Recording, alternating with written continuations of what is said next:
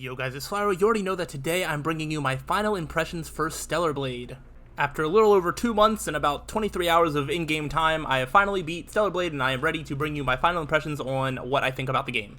For anyone who doesn't know, I started doing a series this year where I would do initial impressions where I would judge a game off the first couple hours of gameplay and then come back when I'm finished with the game so that way I can compare my initial assessments with how I feel once I've beaten the game.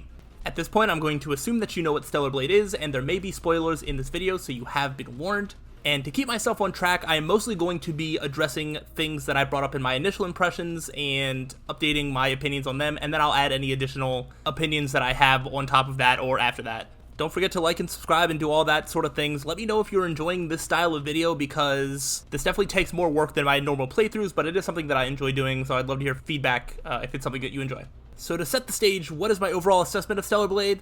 Well, it's a really, really good game. My overall assessment when I first played this game turned out to be right where the combat and just the gameplay of it all really turned out to just be as good as I expected, if not a little better in some aspects. I fully expect this game to be up there among certain people's games of the year. It might be up there among mine, but we're going to hold off on anything like that till the end of the year, and I do have more things to say about this game, and they're not all positive, but there is a lot of good to say about this game. So specifically, first off, we are going to talk about the combat because that was the thing that I loved and addressed first the first time that I played this game in my initial impressions video. And the positives there are that the game is very fluid, it is very fun, it is very fast-paced, it gives you a lot of options in combat, and it never feels stale. It's always fun to fight enemies, the enemies have a good variety, the bosses are very good and well-designed and are fun and unique. And the game continues to introduce new combat systems to it on top of its existing one. So you have your normal attack, you have your strong attack, and then you start getting these beta attacks which do more, and then you can use skill trees to make them better. And then you start getting these burst attacks, which is a whole separate meter, and then you can do these special attacks. And then you get this new form that you can use for a short period of time. The game is always building on top of its own combat system to make sure that things don't stay stale. One thing that I'll point out is not really a positive or a negative, but the game did introduce ranged combat. It gave you a gun of sorts, and I felt that I never really used it all that much, but it was necessary in certain parts of the game. But in the parts of the game where it was not necessary to use, I really found myself not really using it. But the rest of the kit I felt like I was utilizing a lot.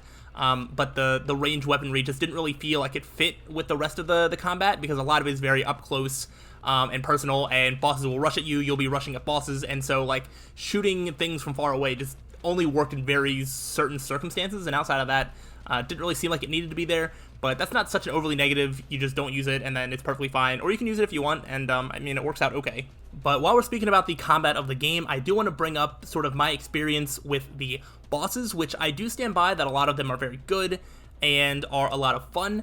However, one thing I wasn't a super huge fan of was the fact that I felt like as the game went on, the bosses just got more and more health and would also be more aggressive and stuff like that. So late game bosses, they are, harder than the earlier game bosses, but I felt like they really just put way too much health on a lot of these bosses to where I would spend 15 minutes fighting a boss just to die, and then I have to start the whole thing over, and that just really feels like it wastes my time. That could just be a skill issue, and I fully admit that, so that is perfectly fine, but it really started to just really grind my gears that I was just putting all this effort. I would get towards the end, I'd get 80% through a boss health bar just to die and have to start the whole thing over. It was really annoying to the point that I actually did change the difficulty down to story mode, because I just felt like if the game was going to waste my time, then I wasn't going to waste my time doing that.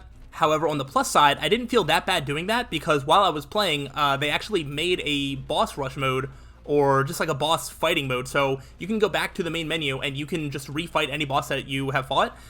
So if I beat a boss on story mode or whatever, I can just go back in, fight the boss on normal mode if I really feel like I want to go back and really test my skills. So that's really nice because it gives me the accessibility and ability to continue through the story and the game while also letting me have the option to go and fight it on a higher difficulty later on if I feel like my skills have gotten better or if I just want to test myself. So that's sort of my assessment overall on the combat of the game. I think it's really good. I think it's really fluid. I think it's a lot of fun. I do think that some of the bosses later on have just too much health, and I felt like I was just spending too much time and not progressing, and that feeling of not progressing is something that I don't really enjoy. It's something that I'm learning more about myself in the fact that I just don't love being stuck at one spot. I like making progress. However, I'm not like a highly skilled gamer in any sense of the word, especially not with like action games like this. But it's just something that I have to deal with, and something that is worth pointing out because other people may not have the same struggles that I do. Okay, so we're done talking about the combat of this game, so we're going to move on to other things that I addressed in my initial impressions video. First one being the story, which I stand by.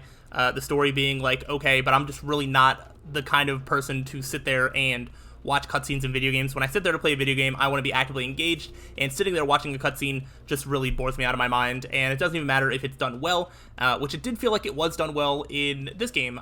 You know, there were, the characters at least were pretty interesting. I liked how they were voiced, and they had a sort of camaraderie with each other that was pretty nice between the main ones, and yeah, like the world seemed pretty nice, but like, yeah, I wasn't really sitting there watching the cutscenes, so I still sort of stand by that. The story is probably perfectly fine. I don't really look that much into it. It didn't really intrude too much in the gameplay experience.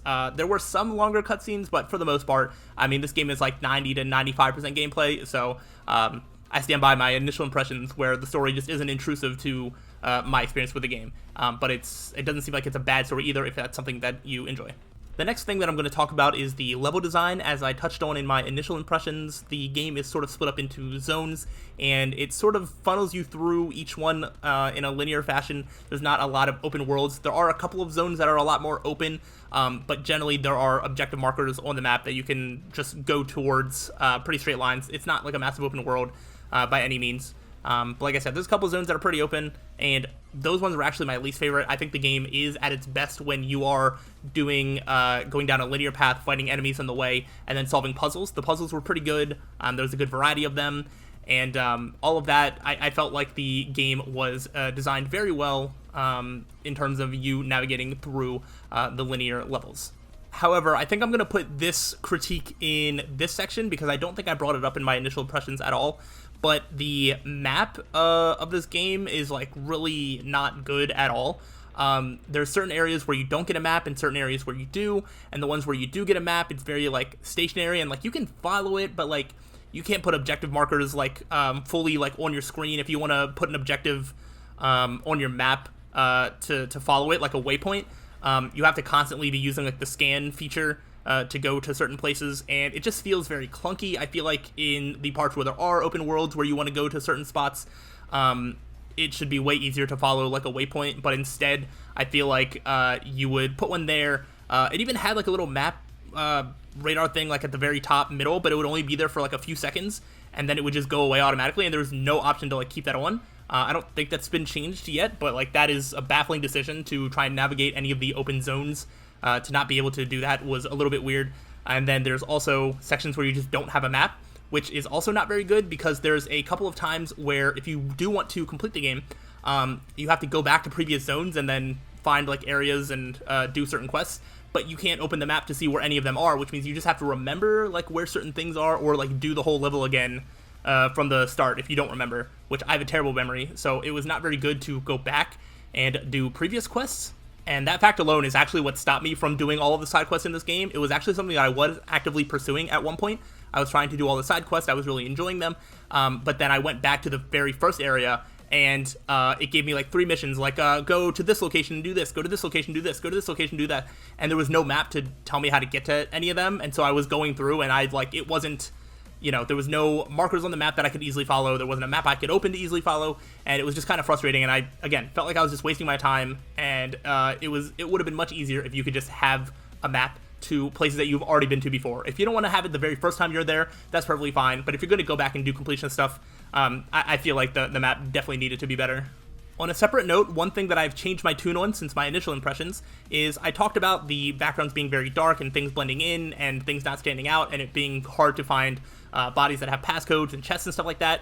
And I can say that as I played more of the game, that really just became less and less of an issue. You really do just start to get used to the world and get used to where bodies might be, where chests might be, using the scan feature to find a body that might be blending in.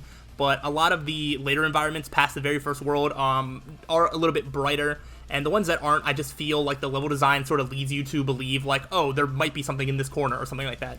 And I really didn't struggle much with finding bodies or finding like the way forward. I wasn't like stuck running in circles almost ever. The only times I would get stuck is if I was like stuck on a really hard boss or a puzzle that was like really easy and I was just missing the simplest solution, because sometimes I just do that. But that is one nitpick that I had in my initial impressions that I really do not feel that I stand by now, because I think everything that you need to access is very easy to find, and that is coming from somebody who is terrible at seeing things that is directly in front of his face. So yeah, I'm gonna go ahead and rescind that nitpick. A couple of the nitpicks that I do stand by, though, from my initial impressions are, one, the hint system is terrible. There was never a time in this game where I was stuck and then I got a hint from in-game that helped me move forward. The game will give you hints as to what you're supposed to do, but the what you're supposed to do is already usually like on your objective, or you can intuitively figure that out. And there's never a hint that really helped you figure out how to do anything. So yeah, the hint system, not very good. I didn't like that. The other thing that I think I'm less of a nitpick on, but some of the camp system is a little bit weird. So, you know, you have your little campsites and resting spots that are separated. That's perfectly fine. But some of them have the ability to upgrade, like, all your stuff. Some of them only have a resting spot and, like, a shop. And only some of them have, like, fast travel. And because I wasn't really going back and doing previous areas, the no fast travel thing was less of an issue for me. But only having the ability to upgrade your, like, suits and certain things like that at certain campsites was a little bit weird to me. Overall, it didn't really pose much of an issue, but it is a little bit of a weird nitpick that I'm like, you probably could have just given the ability to upgrade everything at like every campsite. But again, that wasn't really a huge deal to me at the end of the day. But one thing that I still don't understand that I did bring up in my initial impressions is the fact that you cannot manually save your game. It is only done through autosaves, and not having a manual save option in the year 2024 makes absolutely no sense to me. There's no justification for it that I can think of. There are times where I needed to stop playing the game, and I just had to revert to the previous autosave, or I had to just push through and be late to whatever else that I needed to do, because I couldn't just save right there on the spot. It's very, very dumb, and please, there should not be video games in this day and age that do not have that feature. The final minor nitpick that I do want to bring up, I forgot about this until just now, is, this is so minor, but, like, the hair, the, like, ponytail, it, like, is so weird how it works. It's, like, not attached to the rest of the hair, because you can get haircuts and stuff for Eve, which I thought was really neat. I love the different hairstyles, but then not all of them work with, like, a long ponytail being attached to it, and you can make the ponytail short, but even then, it's still, like, a longer-ish ponytail. So either way, there's hairstyles that you can get that just don't work with ponytail, and you can't have, like, the option to not have the ponytail showing or something like that.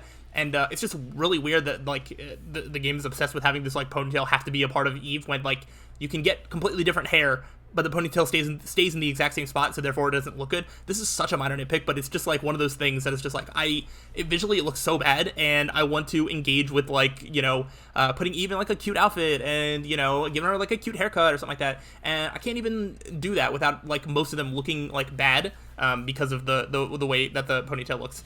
I know that's, like, the stupidest complaint ever, and it doesn't really overall negatively affect my opinion. I literally forgot about it until just now. I was about to wrap up the video, but that's, like, so silly. So to wrap everything up and try to summarize my thoughts, this is an overall really, really good game. If you are a fan of action games that have really good fast-paced combat and some puzzle solving, you are absolutely going to love this game, and you should definitely be playing this if you have not already. I think I made some sort of comment that in my initial impressions that this is a game that might get lost in the sands of time years down the line, but I don't really feel that way. I think this game has done enough to stand out, and I think enough people have liked it that it is going to stand the test of time. It is really good.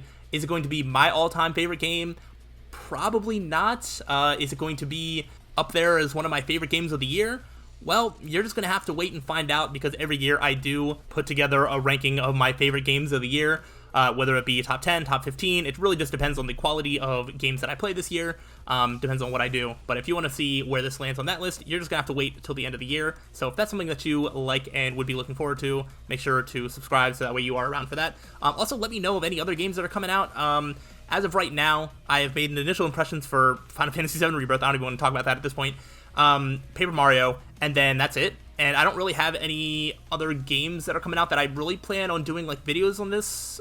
Maybe Black Myth Wukong when that comes out in August, but I don't really have a ton of other games on my radar. So if there are things that you would like to suggest to me, leave them down in the comments below, because I love checking out new games, and I would like to have more games to do this series, this style of video on. So that's it. That's all I have for you today. Let me know all of your thoughts. What did you think about Stellar Blade? Have you played it? All of your thoughts. Was I wrong in some of my opinions? Let me know. And I'm going to get out of here. Like, subscribe, do all that sort of stuff, and I will see you all around in the future. So till then, peace out.